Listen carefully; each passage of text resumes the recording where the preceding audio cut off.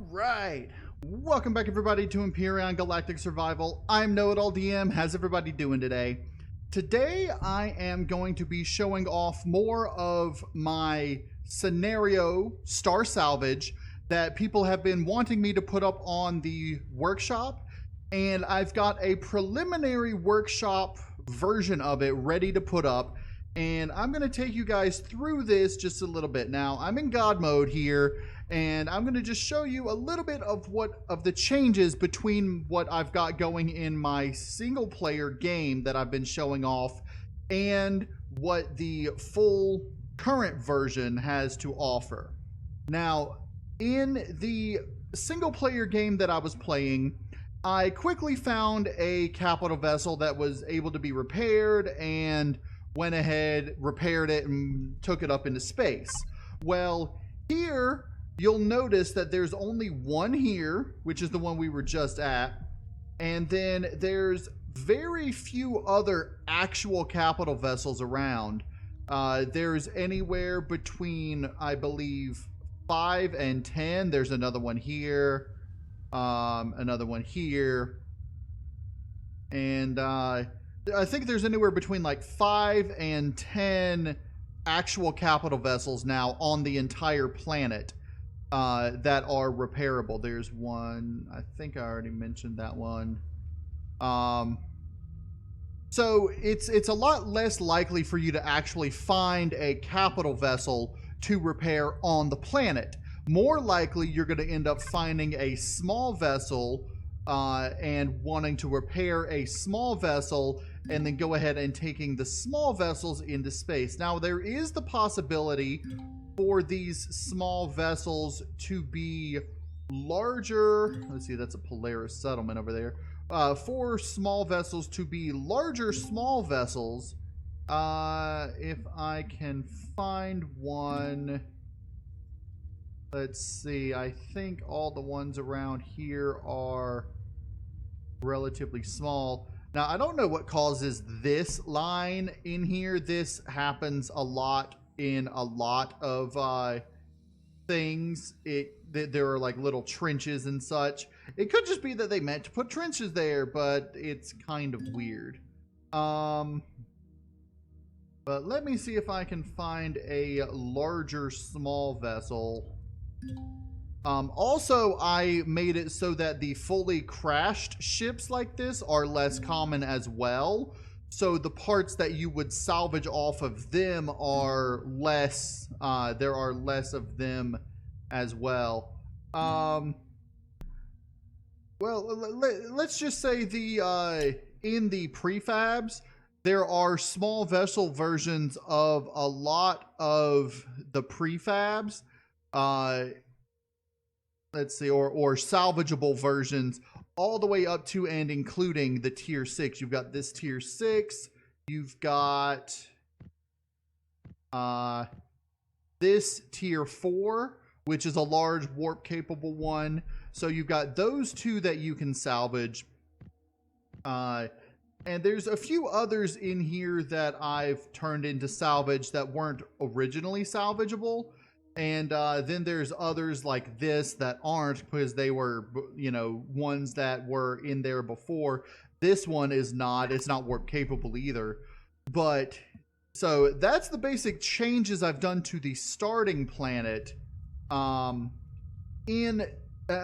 major changes that I've done are to the space orbits and to the moon. In the space orbit, you'll notice I've got the map pulled up so that I can see everything that's going on, but you'll notice that there are little graveyard areas, and if we can just come upon, here's one.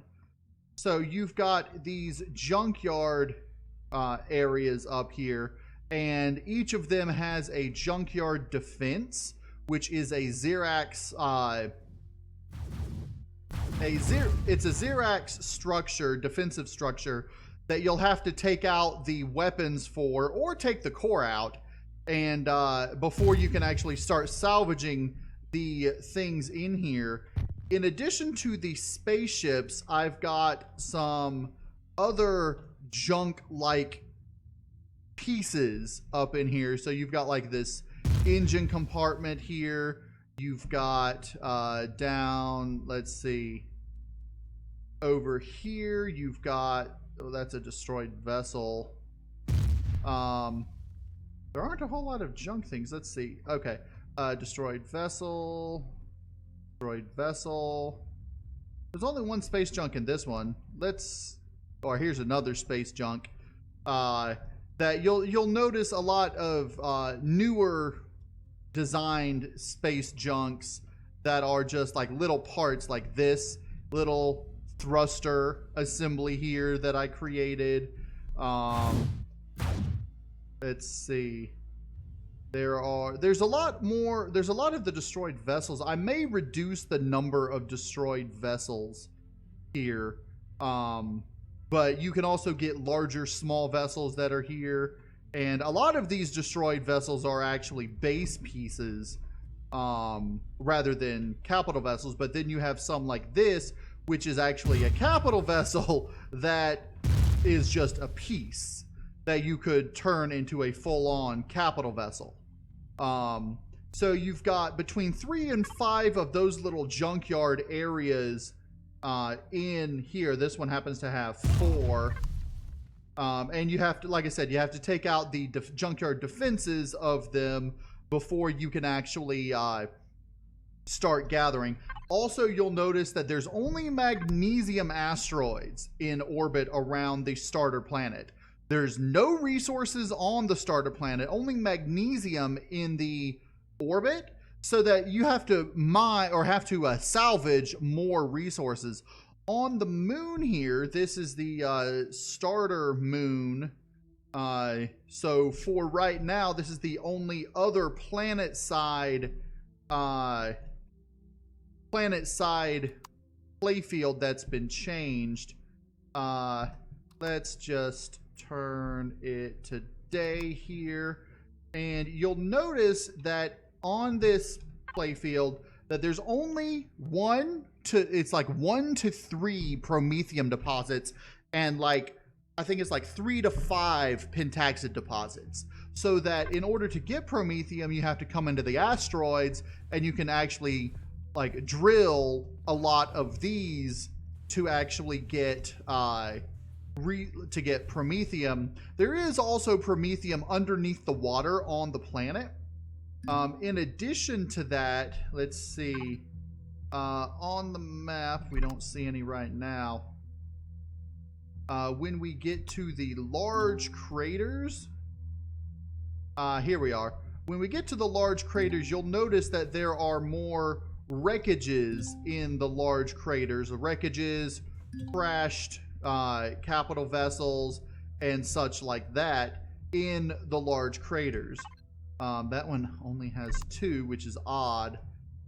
There are some, let's see if I can find one. There's a wreckage. Let's see, let's just pull the map up. There's the main large crater area there.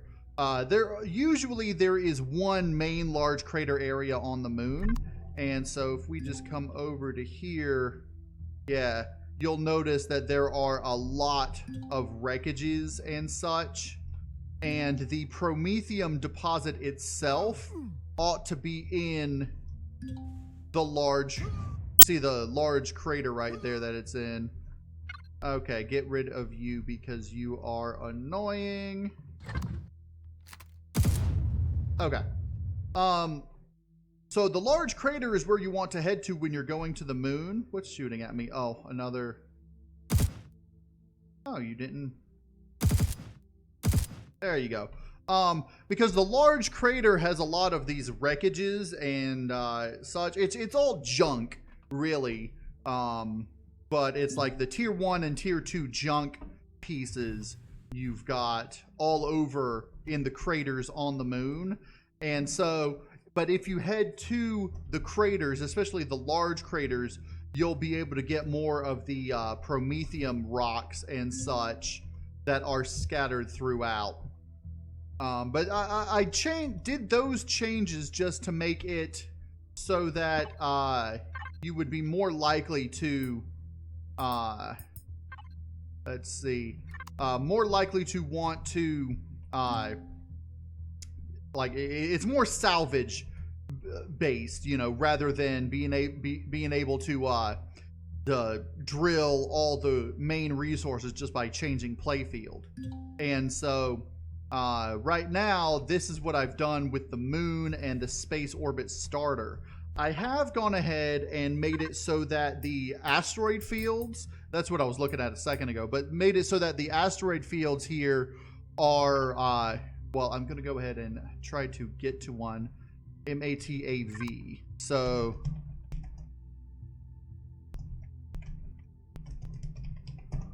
all right, so the Matav asteroid field here, you'll notice once we get into said asteroid field,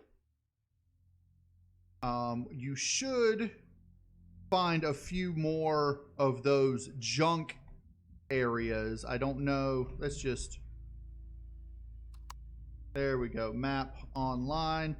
This one doesn't actually have any of the junk asteroid fields. There's only an 80% chance that the asteroid fields will have junk in them. So let's try this other one. MYTROLEN.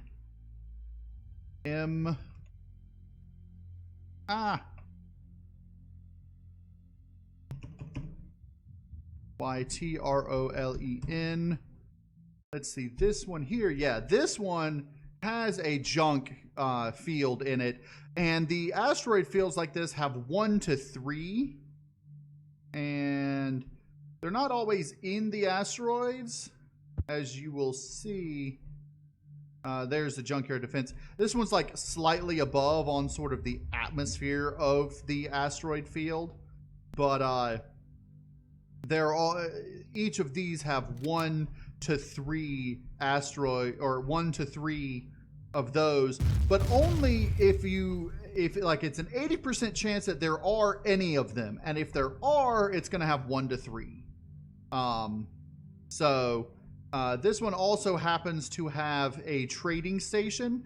Now the next thing I'm going to be working on is actually making derelict trading stations, and I'm going to make it so that there is a chance that the trading stations are either derelict or not.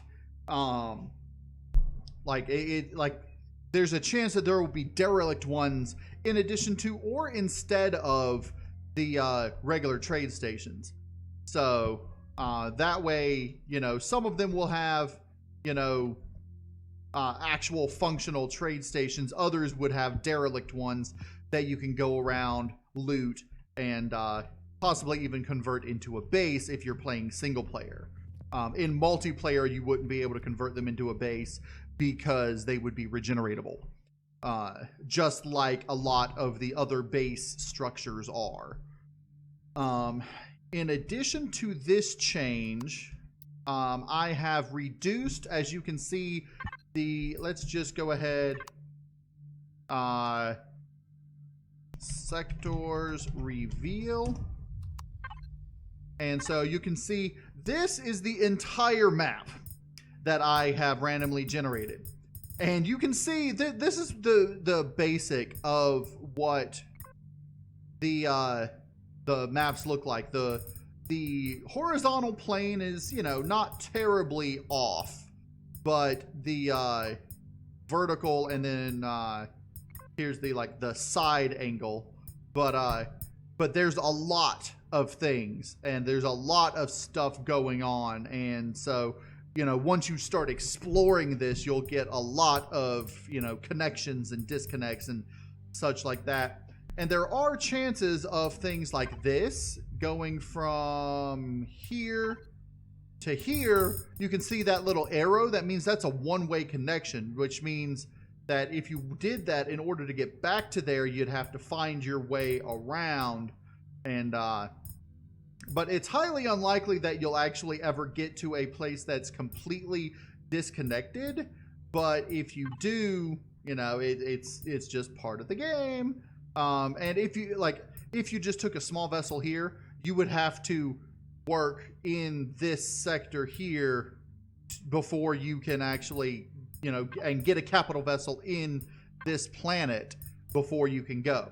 Now, the planetary orbits are similar to the orbit starter, except for there's only 1 to 3, what do you call them? 1 to 3 wreckages, junkyards. And there's an 80% chance in each field of having at least 1 to 3 junkyards. If, you know, there's a 20% chance that there are no junkyards in there. You'll also notice that I'm going to go ahead and do orbit info, that there are very, very few asteroids, mineable asteroids in this entire game, because I modified the play fields to have 1/10 the mineable asteroids. So if you do find an asteroid, asteroids do regenerate in multiplayer anyway. I'm not sure about single player, but if you do find them, they're like a diamond in the rough, you know, where you can find them and mine them. So I have not yet modified the planetary playfields. That is on my to-do list on the next after I change the stations. Anything that says it's a station has at least one Polaris station there. In fact, I think they only have exactly one Polaris station there, but I'm thinking about making it so that those are also possibly derelict stations, so that there will be at least one station, and it'll probably be owned by Polaris even though it's derelict, just because of the way I'm going to have to do that to make sure that there is only one but always one. But yeah, you can see the system is, you know, large and everything, but I'm going to go ahead and I'm going to upload this to the workshop, and I am going to make it so that I'm going to put the descriptions and such, and make it so that you can see, yeah, I just took a screenshot of this so that I can put it on the thing showing the large solar system. But it's going to be an interesting scenario once it's completely finished. But I'm going to go ahead and I'm going to, let's see, let's just go ahead, print screen that. Actually, let's...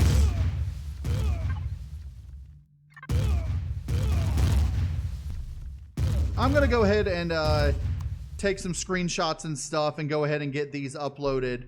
And yeah, I hope you guys enjoy it. By the time the video comes out, you guys should have a fully uploaded scenario for you guys to download and try out. If you have any problems with the scenario, if you think anything's too difficult or too easy, let me know in the comments of this video or of the scenario itself, and I will try to address those concerns. I hope you guys enjoyed this little look at my Star Salvage scenario that I've been working diligently on. I'm working on this one more than the Dark Heart scenario, but I am still working on that. So for those of you who have watched videos in the past of my Dark Heart scenario, don't get discouraged if you want to play it, because it will be coming out, just not really soon. I'm gonna have it completely finished before I have it come out. So I hope you guys enjoyed this. If you did, hit the like button, and if you want to see more of this type of content, go ahead and subscribe. I'm KnowItAllDM, and as always, y'all have a good day now.